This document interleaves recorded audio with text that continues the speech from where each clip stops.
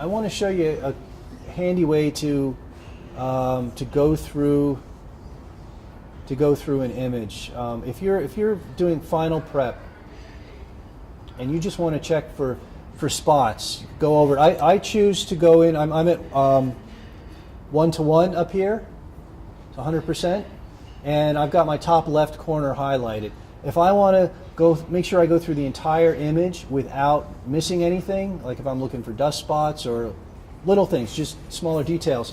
On Windows, if you do page down, and on the Mac, if you do, you hold down the function key and arrow down, it goes down. You can see, if you look at my preview up here, you can see what's highlighted right now, and each time I hit that function arrow down, it's going to the next section.